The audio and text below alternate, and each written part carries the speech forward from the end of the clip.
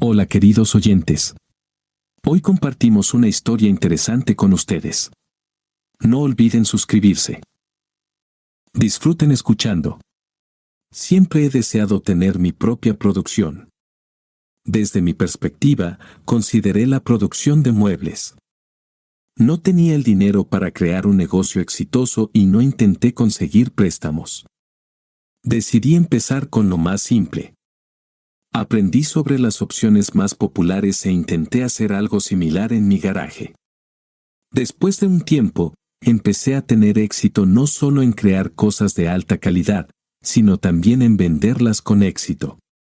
Al principio, mis clientes eran conocidos a quienes les gustaban mis productos. No aumenté mucho los precios para poder ganar tantos clientes potenciales como fuera posible, quienes compartían información sobre mí con sus conocidos y familiares. Combiné estructuras de metal y madera en mis creaciones. Se obtenían atributos de interior confiables, simples y elegantes. Eran volúmenes pequeños, porque trabajaba solo, invirtiendo una cantidad mínima de fondos. Gradualmente aumenté el volumen de mi producción. Traté de no desperdiciar el dinero que obtenía. Compré nuevo equipo con ese dinero para expandir mis capacidades. Cuando ya estaba seguro del flujo mínimo, alquilé un espacio más grande y contraté a varios empleados, aumentando así el flujo. Me apasionaba mi negocio, el pensamiento me calentaba el alma de que este era mi propio negocio, que traía ganancias, aunque fueran pequeñas. Desafortunadamente, casi no quedaba tiempo para mi vida personal. Trabajaba duro para alcanzar ciertas alturas en mi negocio. Sin embargo, mi vida personal no estaba completamente sin esperanzas. Una vez fui invitado por mi amigo Saman a su fiesta de cumpleaños. La celebración tuvo lugar en una casa grande alquilada con una gran terraza. A Saman le gustaba celebrar en grande. Había bastantes personas aquí, pero una rubia de ojos azules captó mi atención. Saman, dime, por favor, ¿qué chica vino a tu fiesta? Debes estar hablando de esta Sei. ¿Qué? ¿Te gustó la belleza? Esperaba que la conocieras. Recientemente se mudó aquí y ahora trabaja con mi esposa. Respondió Saman con una sonrisa. Sí, la chica es muy interesante en apariencia. Respondí rápidamente. Bueno, entonces, ¿qué estás esperando? Ve y conócela. Saman, sabes que no soy muy bueno conociendo gente, si tengo un momento conveniente, entonces la conoceré. Caminarás solo hasta la vejez. Sei, ¿puedes acercarte aquí? Quiero presentarte a mi amigo. Simon dijo y llamó a Sei. Te presento a mi amigo, Billy. Una persona muy trabajadora. Lo conozco desde la escuela, es un tipo muy firme, siempre cumple su palabra. Un verdadero príncipe, solo sin caballo.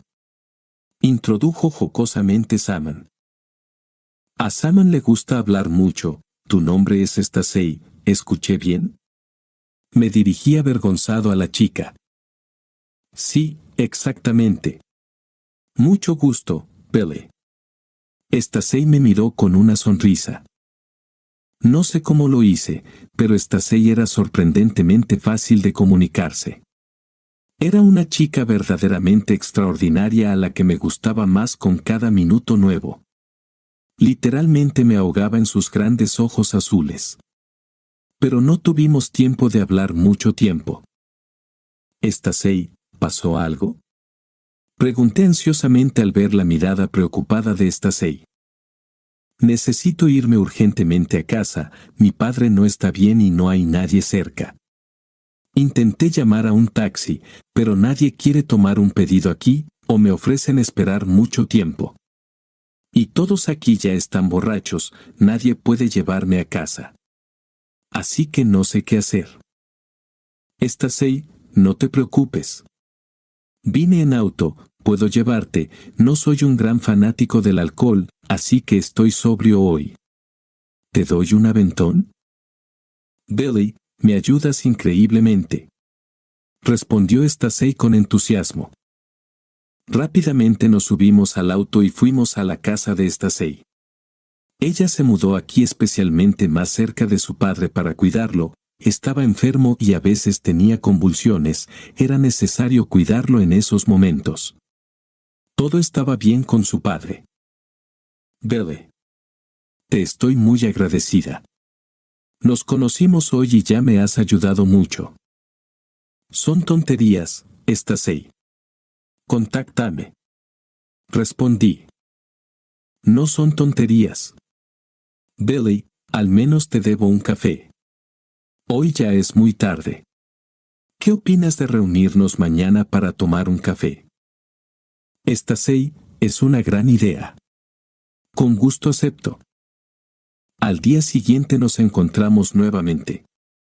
El día estaba soleado pero no hacía calor, el clima era perfecto para un paseo. Reímos mucho y conversamos sin pausas incómodas. Un suave viento ondeaba ligeramente su cabello ondulado, lo que me dificultaba apartar la vista. Pero lo que más me alegró fue que Stacy correspondía a mis sentimientos. Continuamos viéndonos. Y han pasado más de 18 años desde que nos casamos. Desde que nos casamos, empecé a trabajar aún más duro para proveer todo para mi amada. Y lo hacía bien. Ya tenía una gran producción donde se fabricaban muebles de alta calidad. Pasé de los pedidos individuales a la producción en masa, suministrando muchas tiendas con mis productos que se vendían muy bien. Los ingresos ya eran lo suficientemente grandes.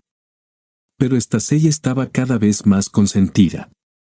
No había trabajado por mucho tiempo y se olvidó de cuál era el precio del dinero. Daba muchas cosas por sentado, olvidando lo difícil que fue al principio para mí construir todo esto. Pero estaba dispuesto a soportar sus caprichos, lo que me llevó hasta el día de hoy a estar locamente enamorado de Stacy. Pero la situación en nuestra relación, desafortunadamente, no mejoró. Stacy empezó a visitar a sus amigos con más frecuencia, pero pasaba menos tiempo conmigo. Stacy, explícame, quizás no entiendo algo. Dímelo honestamente y ahora mismo. ¿Tienes a alguien más? Con una mirada seria y una voz alarmada, le pregunté a mi esposa. Cariño, ¿qué te pasa? ¿Por qué haces esas preguntas tontas? Preguntó Stacy sorprendida. Empezamos a hablar menos. Pasas mucho tiempo con tus amigas. No te limito de ninguna manera. Pero veo que te estás alejando de mí. Estúpido. Bueno, ¿qué se te ocurrió ahora? Te amo locamente y estoy dispuesta a pasar toda mi vida contigo. Solo estoy en ese periodo en este momento. Estoy tratando de entenderme a mí misma y tomar un descanso de la vida cotidiana que se ha convertido en una carga pesada. Te prometo que todo cambiará pronto. Realmente quería creer a Stacy, pero tenía la sensación de que Stacy no me estaba contando algo. Tenía un pensamiento obsesivo de que Stacy o bien iba secretamente a algún lugar cuando yo no estaba en casa o traía a alguien a nuestra casa. Quería deshacerme de estos pensamientos, pero lo único que se me ocurrió fue instalar cámaras ocultas con sonido. Ya se habían instalado cámaras de seguridad en mi producción. Todo funcionaba bien, sin fallas, y decidí recurrir a estos tipos nuevamente con una solicitud delicada. John, hola. Soy Billy, ¿recuerdas que te pedí que instalaras cámaras en mi tienda de muebles? Sí, Billy, recuerdo. ¿Pasa algo? ¿Algún tipo de mal funcionamiento? No, John, todo está bien, todo funciona como un reloj. Me gustaría contactarte nuevamente. Necesito instalar cámaras de seguridad en casa. Pero deben ser lo más invisibles posible. ¿Pueden hacerlo? Sí, Billy, no hay problema. Tengo una casa con 5 habitaciones. Creo que deberían instalarse cámaras en todas partes. Y también quiero que graben sonido. ¿Cuánto tiempo necesitas para esto? Creo que podemos hacerlo en un día. Sería genial. Luego te llamaré un poco más tarde, acordaremos un horario específico.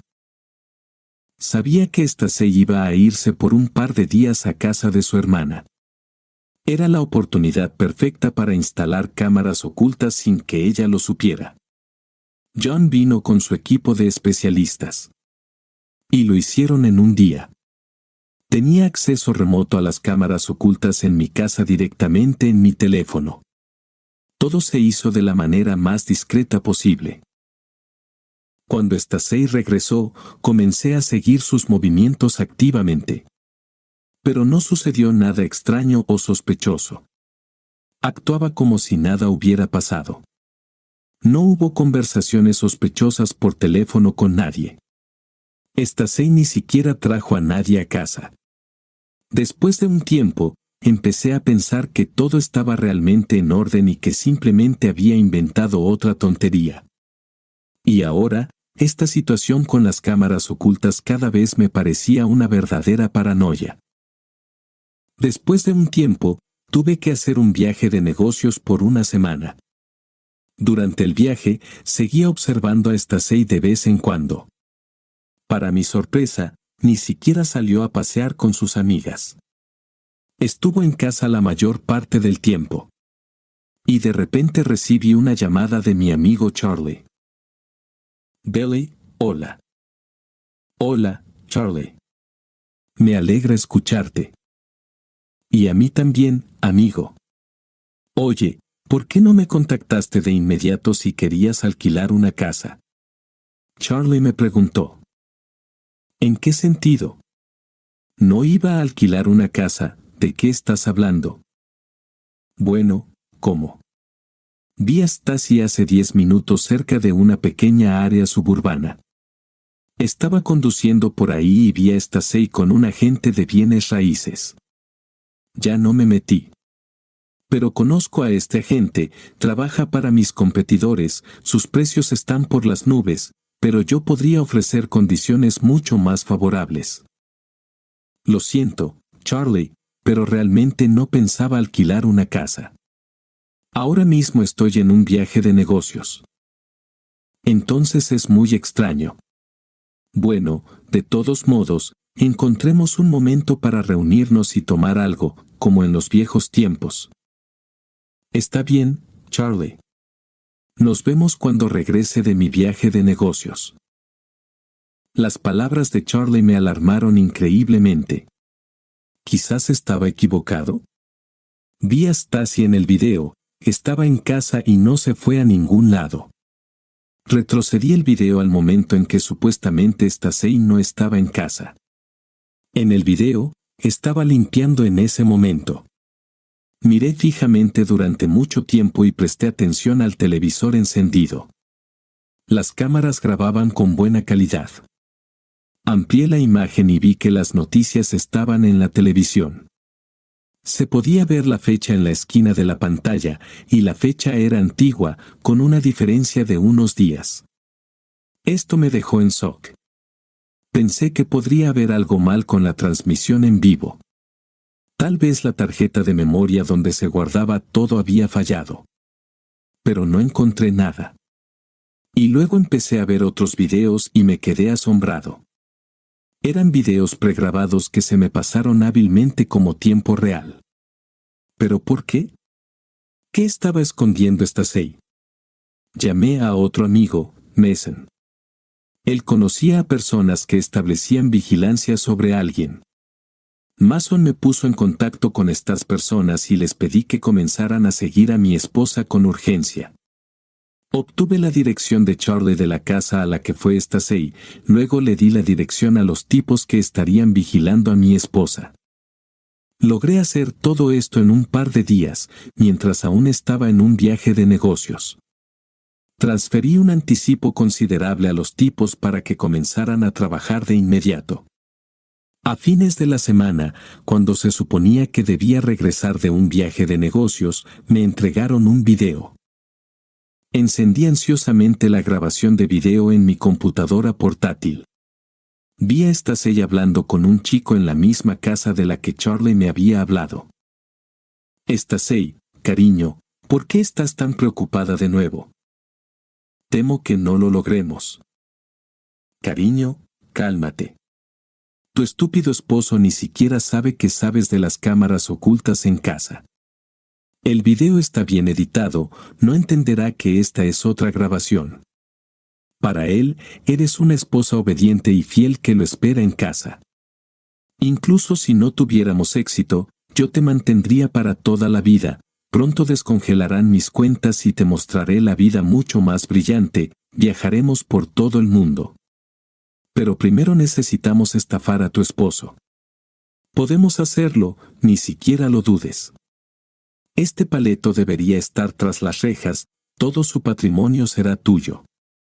Venderemos todo al diablo. Serás muy rica. El plan es muy bueno. Lo incriminaremos, y tu esposo irá a la cárcel por mucho tiempo. Espero que no haya alquilado esta casa en vano. Cuesta mucho dinero, si el esposo se entera de ello antes de tiempo, habrá muchas preguntas innecesarias. Esposa, cariño, no pienses en eso, mejor ven a mí y te calmaré ahora. Dijo este chico, arrancó la ropa de mi esposa y empezó a follarla sucio justo en el suelo. Lo que vi me puso los pelos de punta. En un instante, descubrí que mi esposa me estaba engañando y que también quiere quedarse con toda mi propiedad, además de querer enviarme a la cárcel. No esperaba este giro de los acontecimientos. Intenté digerir la información durante todo el día, pero simplemente no pude superarlo. Después de un tiempo, recobré el sentido. Todos los sentimientos más tiernos que sentía por Stasi se convirtieron en odio y enojo. Quería vengarme de los desgraciados. También obtuve una pieza interesante de información sobre este bastardo que se acostó con mi esposa. Pero eso será más adelante. Llamé a Esposa y, conteniendo mis emociones, dije que todavía necesitaba quedarme en un viaje de negocios durante unos días más. Empaqué rápidamente y conduje a casa. Cuando ya estaba en mi ciudad natal, llamé a los tipos que había contratado para vigilar a mi esposa, confirmaron que Esposa estaba en la casa alquilada en ese momento. Tomé el bate, me subí al coche y me dirigí a esa casa. La puerta estaba cerrada con llave, la pateé y entré. Estos desgraciados estaban follando justo en el pasillo. ¿Pero qué diablos? Gritó el bastardo. Coge esto, perra. Grité y le descargué un batazo en los dientes al bastardo. Cariño, cálmate, te lo explicaré todo. Esposa trató de justificarse histérica. ¿Qué vas a explicarme? ¿Cómo querías tendernos una trampa? ¿Cómo te acostaste a mis espaldas con este estafador? ¿No te bastaba con lo que te ofrecí? Eres una bastarda venal que ni siquiera vale un trozo de suciedad en mi zapato. Sí, aún así. Encontré a un verdadero hombre que no me culpará y me dará todo lo que quiero. Demandaré la mitad de tu propiedad. Perra estúpida. ¿Caíste por su palabrería sobre la riqueza? Sí, es un estafador común, que no tiene un centavo en el alma. Solo te folló, luego te desecharía y te tiraría como un condón usado. Respondí riendo y arrojé un montón de documentos en los que este bastardo estaba buscado por fraude. Esposa examinó los documentos horrorizada y miró a su amante, que recogía sus dientes del suelo. No puedes mirarlo. Todo ha terminado. O sí, tengo pruebas de tu conspiración en mi contra. Así que tampoco te irá bien, escoria estúpida. Voy a presentar una demanda de divorcio. Sufre el resto de tu miserable vida. Dije y salí de la casa. En ese momento, ya se acercaban coches patrulla que arrestaron a estos desgraciados. Pronto, tanto Esposa como su desafortunado amante estaban tras las rejas. Había pruebas más que suficientes de su culpabilidad. Regresé a mi vida normal, mi venganza fue exitosa y ahora podía dejar atrás el pasado para siempre. All right, everyone's presentations are done. Nick, the manager, said as he tried to move the discussion forward. Excuse me, I haven't. I recently found out something. Nick interrupted me and began to speak. There's apparently someone in this department who didn't graduate high school and is just a part-timer. Meetings should be for employees only. Absolutely right. His lackey, Mike, of course, agreed with Nick. I'm leaving. After leaving the meeting room, I started to shut down my computer. I noticed that an email had arrived, not in my personal inbox, but in the company's shared email. Thinking, there's no point in speaking up, no one will listen, I went home quietly. The next day, I heard a commotion from Nick's desk. He was staring at his computer screen, his face pale. Nick! Is something wrong? Mike looked at the screen with him. And he turned even paler than Nick. Why is he so angry? Knowing the reason for Mike's distress, I thought to myself, serves them right. My name is Adam. My mother passed away when I was in the 9th grade, and I was raised by my father. Well, you could hardly call it being raised. After my mother passed, my father changed. He drowned his sorrows in alcohol, and though he still went to work, he squandered our living expenses on horse racing. Because of that, I had to start working part-time as soon as I entered high school. Every month, I went to the convenience store with bills in hand that couldn't be auto-deducted from my father's account. Even though I endured it because I didn't want to be alone, I reached my limit in my second year of high school and dropped out. I found a live-in job at a distant inn. Thank you for everything. The day I left home, my father, still staring at the TV, spoke. Take care. That was our last conversation. Back then, 18 wasn't the age of majority, so I needed my father's permission to work, and I couldn't hide my place of employment. Yet, my father never visited me even once. I kept working just to survive, and before I knew it, I was 42. Years of hard work paid off, and I was transferred to the headquarters. I was thrilled to be recognized by the company, as I thought I'd be working in the field until retirement due to my lack of formal education. Listen up. Our work can change the future of our employees. Don't drag us down. On my first day after the transfer, Nick, dressed in an expensive suit, spoke sternly. There was a reason for this. Our inn was located in a prominent tourist destination, known so well that everyone in the state could sing its commercial jingle. At its peak, we had 5 locations within the state. But that was long ago. Due to financial difficulties and aging facilities, only the place where I had worked for many years and the original establishment remained. I was prepared to lose my job anytime, but now there was a glimmer of hope. With the rise of social media, the tourist area where the inn was located started gaining attention again. Depending on how hard the sales department, where I was transferred, worked, we could either thrive or be forced to give up this prime location to the new hotel chains continuously popping up. For Nick, who had switched careers from another industry to strengthen our sales, this was a battle he couldn't afford to lose. I understood why he had to be strict. I will do my best. Nick sneered at my enthusiastic declaration. Did you not hear what I said? I'm sorry. I thought I was listening carefully. Out of habit from years of customer service, I apologized reflexively, though I had no idea what had offended him. Someone was watching me with a smirk. In this department, there are those who are expected to excel and those who have been shoved here because they have nowhere else to go. You are the latter. It was Mike, the section chief.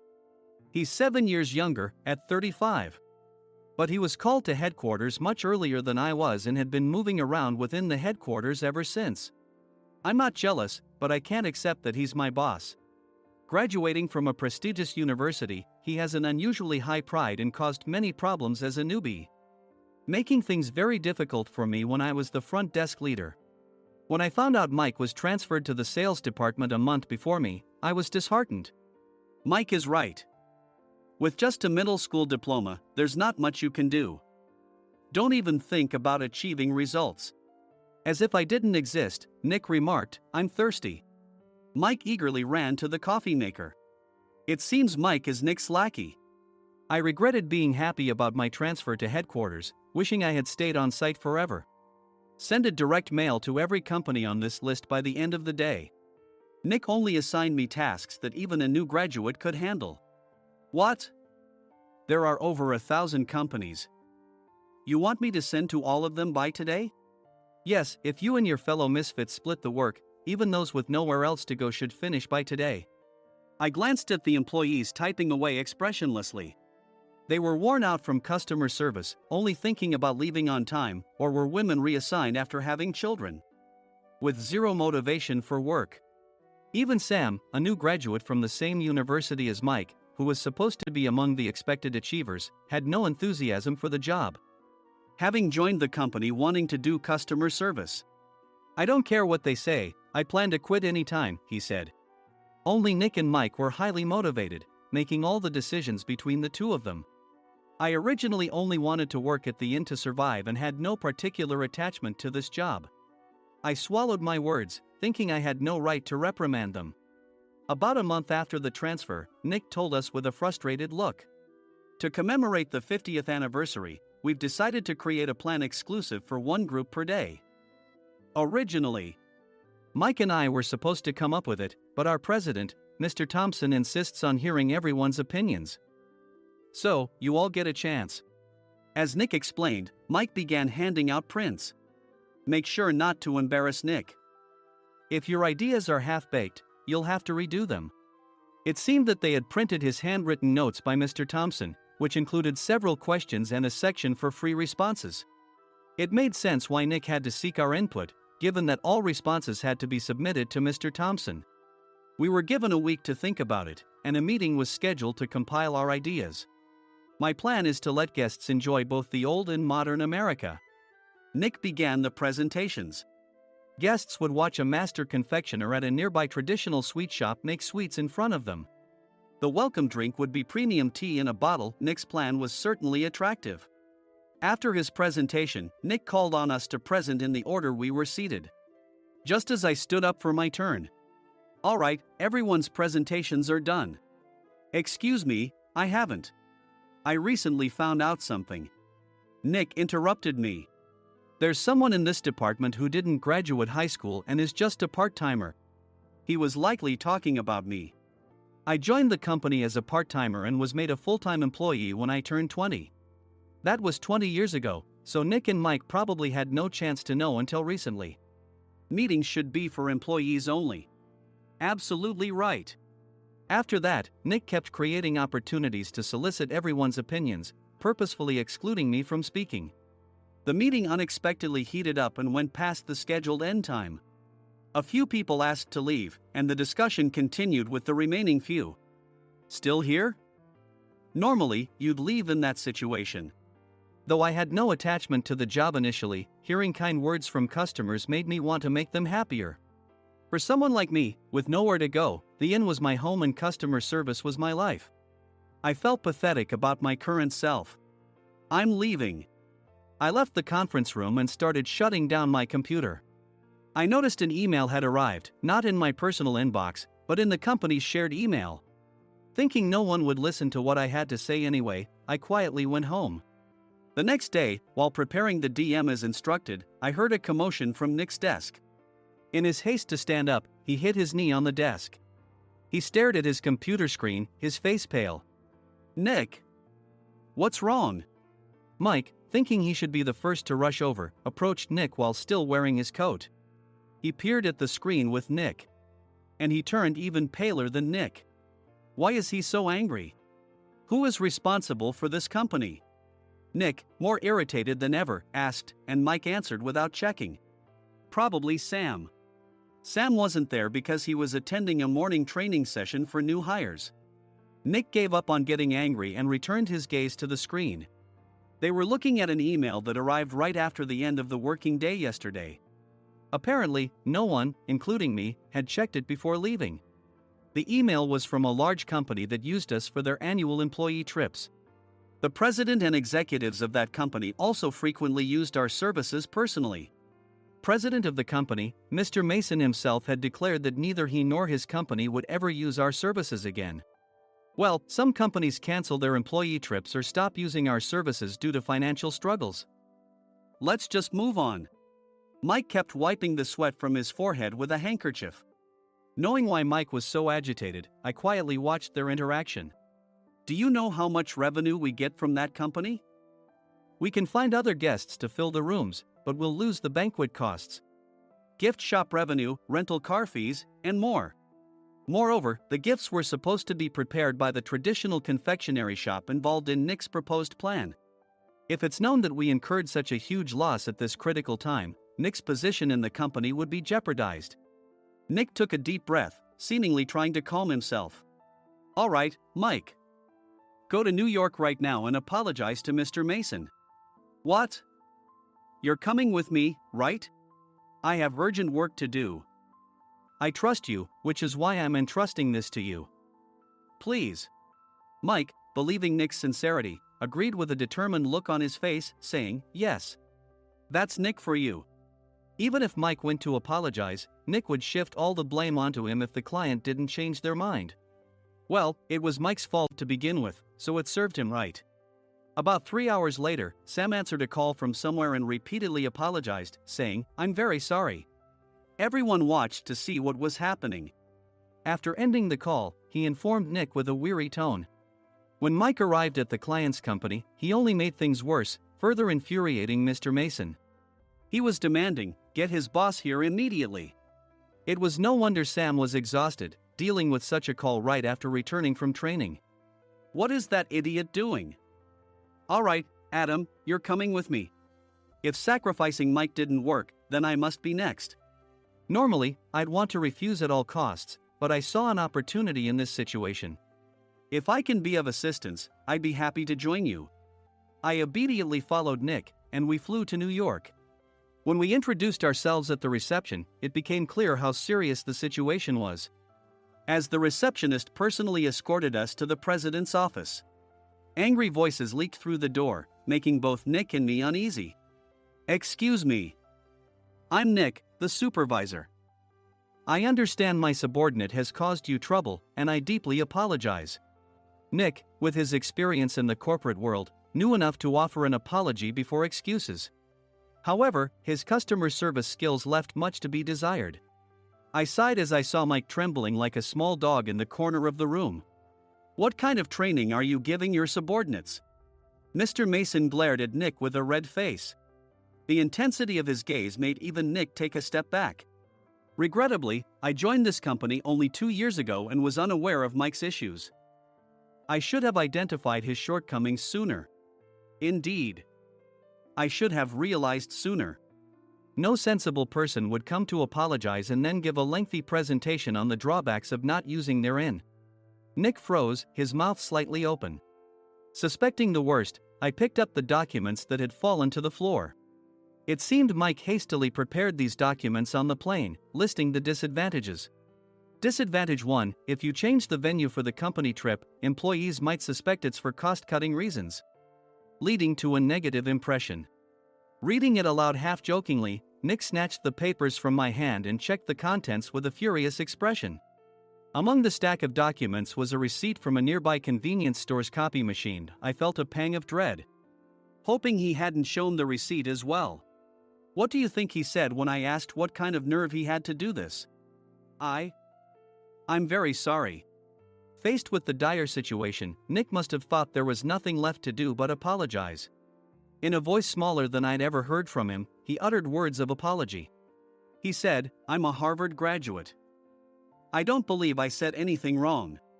Mike, what have you done? Forgetting his plan to pin the blame on Mike, Nick yelled loudly, even in front of Mr. Mason. I didn't do anything wrong. You're still saying that? Look at him. Mike pointed at me with a shaking hand. I was assigned to headquarters in my 20s and now I'm a section chief. This guy only made it to headquarters at 42. Everything I've done proves I was right. So why are we losing the contract? Having said his piece, Mike collapsed to the floor. Of course. You were sent there because you had nowhere else to go. Mike never expected to hear such words from someone he looked down upon. He lunged at me, and Nick hurriedly stepped in to stop him. Mr. Thompson told me Mike is a quick thinker and to take good care of him. There's no way he was pushed aside. Don't make things worse here. He didn't say quick thinker, he said only quick-witted, didn't he? I don't remember that part. I recalled the many troubles Mike caused when he was a newbie. When Mike was on the front line, his pride was so high that he never apologized to customers. Customer service, especially in our job, doesn't work alone. It brings both good and bad situations. If the front staff or housekeepers made mistakes, or the cleaning company didn't properly clean a room, one had to apologize to the customers regardless of personal fault. Mike, in such situations, would never apologize, insisting he wasn't at fault. This often angered customers, and as the front desk leader, I frequently had to apologize on his behalf.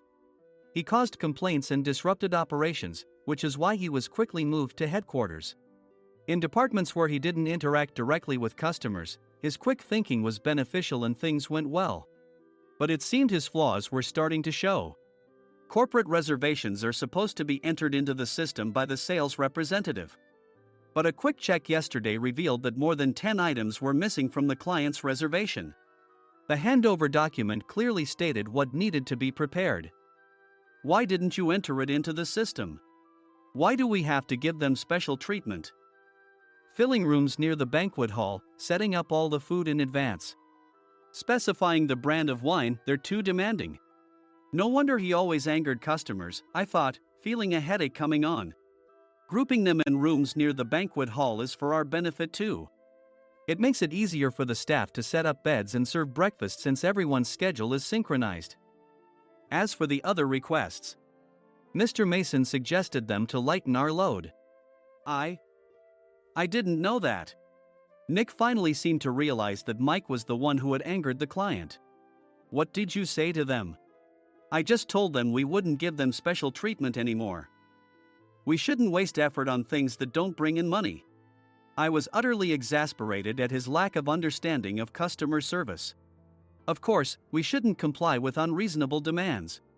But carrying over successful practices from past stays makes customers feel remembered and enhances their experience. Good memories encourage repeat visits. That's part of our job. I looked down at Mike, who was sitting on the floor. In our job, nothing is a waste.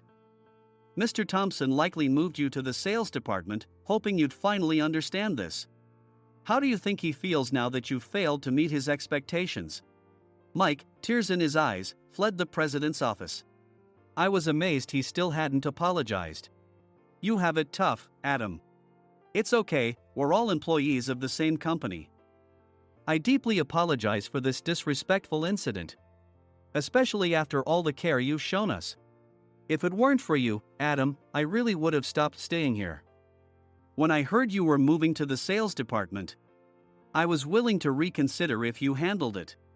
Seeing us talk so amicably, Nick's face contorted. Do you two know each other? Adam's service is excellent. I always requested him specifically. Normally, we don't accept specific staff requests, but we made an exception for Mr. Mason, adjusting my shifts accordingly. He had personally stayed at our hotel just before my transfer, and during casual conversation, I mentioned, I'm moving to the sales department soon. If I hadn't told him then, things could have been much worse.